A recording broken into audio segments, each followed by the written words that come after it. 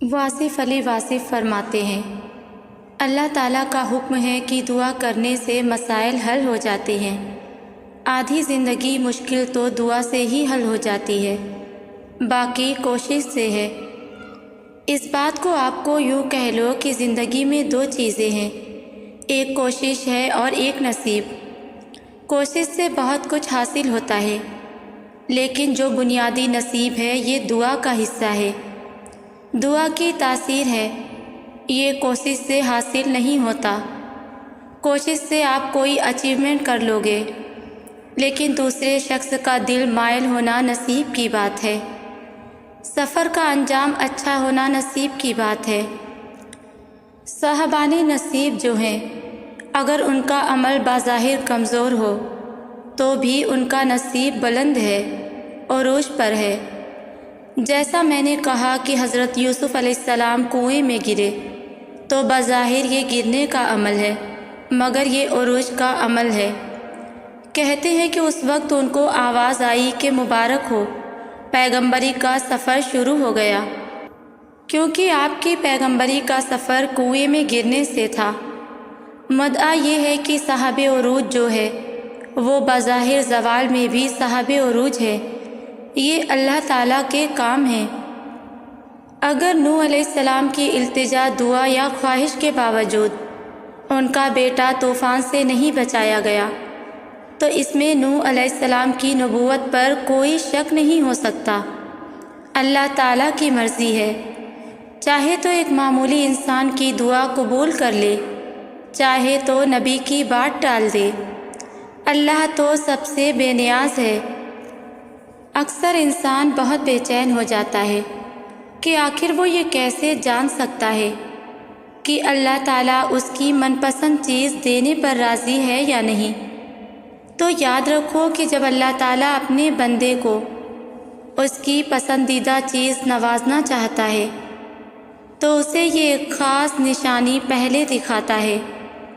میرے رب کا قرآن 3 جگہوں پر اس بات کی وضاحت کر رہا ہے کہ وہ کن لوگوں کے لیے معجزات کے در کھولتا ہے، کن لوگوں کو ان کی منچاہی چیز عطا کرتا ہے اور کن لوگوں سے ناراض ہو کر ان پر اپنی رحمت کے دروازے بند کر دیتا ہے۔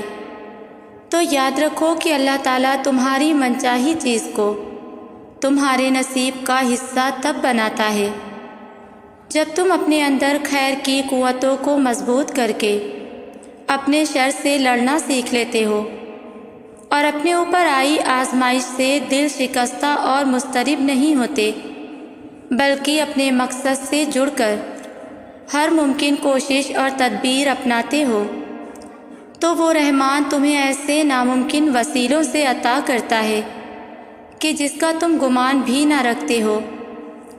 اللہ قرآن میں خود تم سے مخاطب ہے، اے میرے بندے، بے شک تمہارے رب کی نظر سے کچھ غائب نہیں، وہ تمہارے ساتھ ہے اور عنقریب وہ تمہیں بہترین راہ دکھائے گا۔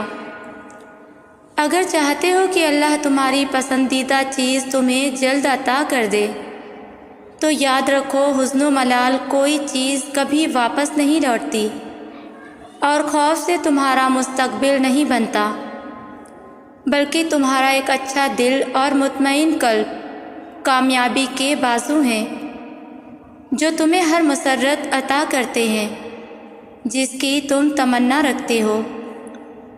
جانتے ہو وہ کون سی ایسی طاقتور دعا ہے جو تمہیں دونوں جہانوں کی ایک ایک چیز خرید کر دے سکتی ہے؟ وہ ہے اللہ سے ہدایت کی دعا۔ اس دعا میں اتنی طاقت، اتنی پاور ہے کہ اللہ کہتا ہے کہ جب میرا بندہ میرے پاس ہدایت کی دعا لینے آتا ہے تو مجھے اس پر اس قدر پیار آتا ہے کہ میں اس کی پسندیدہ دعا پر کن فرماتا ہوں اور اس کی دنیا اور آخرت دونوں سنوار کے رکھ دیتا ہوں۔ اگر تم اللہ سے اپنی منچاہی چیز پانا چاہتے ہو تو یاد رکھو کہ جب بندہ مومن اپنے رب کے ساتھ مخلصانہ تعلق رکھتا ہے اور اس میں کوئی منافقت نہیں ہے، کوئی فریب نہیں ہے، تو اللہ کا تعلق بھی اس کے ساتھ ریسیپروکیٹ کرتا ہے۔ اللہ کا قول ہے، ایک حدیث میں آتا ہے کہ میرا بندہ میرے بارے میں جو کچھ گمان کرتا ہے میں وہی سلوک اس کے ساتھ کرتا ہوں۔ اگر تم اللہ سے معجزات کے در کھلوانا چاہتے ہو تو اللہ سے بڑے بڑے گمان رکھو۔ یاد رکھو وہ نصیب کا ہر لفظ جب چاہے بدل سکتا ہے اور زندگی کا ہر پہلو تمہاری چاہت کے مطابق بنا سکتا ہے۔ رب ہی وہ شہنشاہ ہے جو مانگنے پر خوش اور نہ مانگنے پر خفا ہو جاتا ہے۔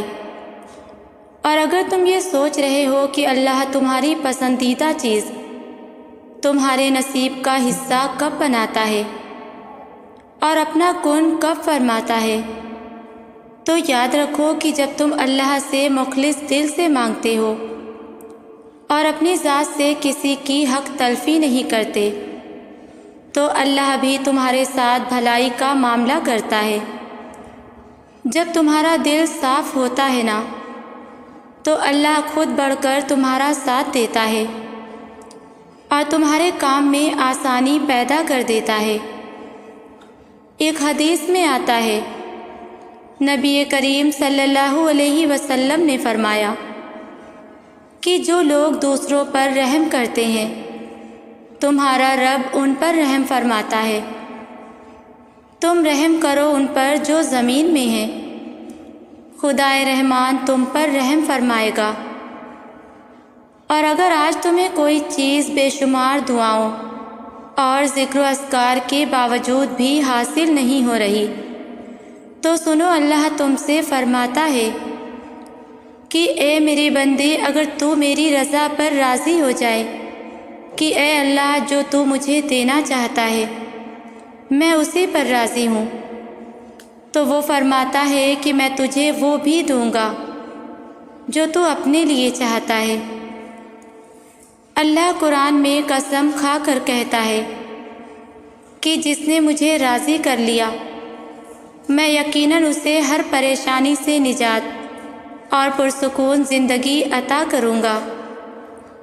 سنو، اگر اللہ نے تمہارے دل میں کسی چیز کی چاہت ڈالی ہے اور اسے پانے کی تڑپ تمہیں تہجد تک لے آئی ہے تو دیکھنا تم صبر کی سیڑھیوں سے چڑھ کر اس منزل تک پہنچو گے جو تمہاری پسندیدہ ہے، کیونکہ جب تم اپنا درد اللہ سے راتوں کی تنہائی میں شیئر کرتے ہو تو وہ تمہاری لغزش معاف کر کے تمہارے لیے اپنی رحمت کے وہ اسباب بناتا ہے جو تمہاری زندگی میں آہستہ آہستہ ہی صحیح مگر ایک خوبصورت اور بلند مقام عطا کرتا ہے۔ اور ایک وقت زندگی میں ایسا ضرور آتا ہے کہ دعا تو بہت دور کی بات، انسان صرف سوچتا ہے اور اللہ نواز دیتا ہے۔ اور جب اچانک یہ ایک نشانی ظاہر ہونے لگے تو سمجھ لو کہ اللہ تمہاری من پسند چیز عطا کرنے والا ہے، کہ جب تمہاری فکر میں سلجھاؤ اور برتاؤ میں خوشگواری تمہاری روح میں وہ لطافت پیدا کرنے لگے کہ جس کی تاثیر اگر تم ٹھیک ٹھیک قبول کرنے لگو تو کندن بن جاؤ۔ یاد رکھو، اللہ نے ابن آدم کو اپنے رجحان کے مطابق کام کرنے کا موقع تو عطا کیا ہے، مگر جب تم اپنی انفرادی سیرت اور بہترین رویے سے اپنی زندگی کی صورت گری کرنے لگتے ہو تو وہ رحمان تمہاری پسندیدہ عطائیں تمہارا مقدر کر کے تمہاری زندگی کو خوشگوار بنا دیتا ہے۔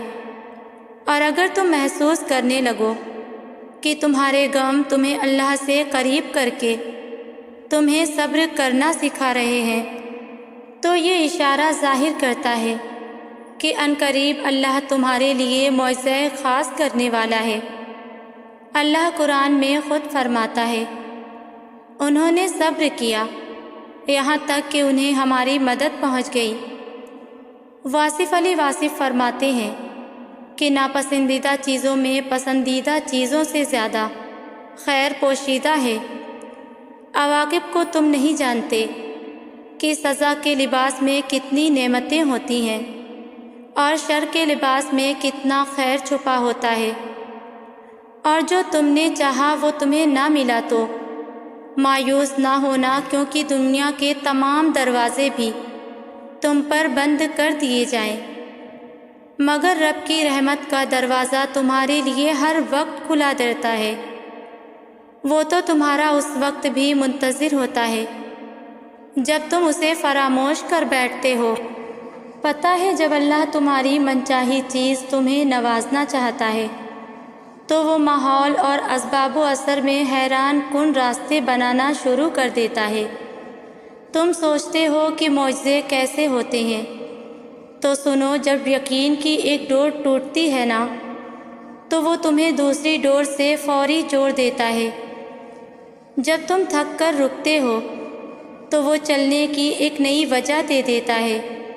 وہ ہمیشہ تمہارے ساتھ رہتا ہے، آزمائش کے ساتھ بھی اور آزمائش کے بعد بھی۔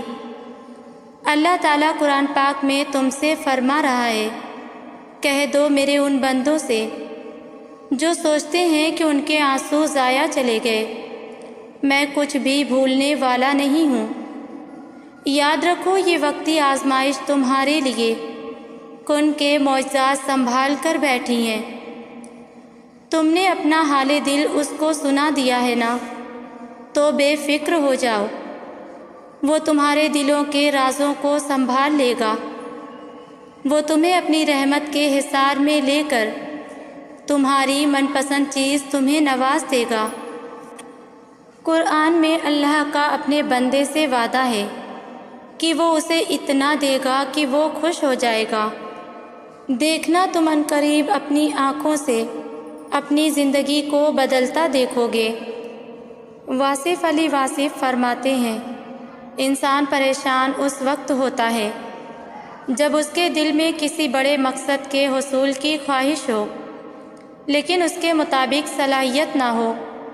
سکون کے لیے یہ ضروری ہے کہ یا تو خواہش کم کی جائے یا صلاحیت بڑھائی جائے۔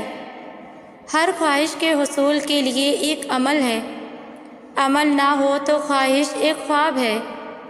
ہم جیسی عاقبت چاہتے ہیں ویسا عمل کرنا چاہیے۔ اگر آپ اپنی کسی بات پہ ضد کر رہے ہیں یا خواہش کر رہے ہیں یا آپ کہتے ہیں کہ اللہ تعالیٰ یہ کام کر دے تو میں مطمئن ہو جاؤں گا، تو یاد رکھیں کہ آپ کے کسی کام کے مکمل ہونے کا نام سکون قلب نہیں۔ اللہ کی طرف سے جو ہو رہا ہے اگر اس کو پسند کر کے آپ چلنا شروع ہو جائیں تو سکون قلب ہو جائے گا انشاءاللہ۔ میری اللہ پاک سے خاص آپ لوگوں کے لیے دل سے دعا ہے کہ اللہ تعالیٰ آپ سب کی ہر خواہش آپ کے دل کی ایک ایک دعا پر اپنا کن فرمائے، آمین۔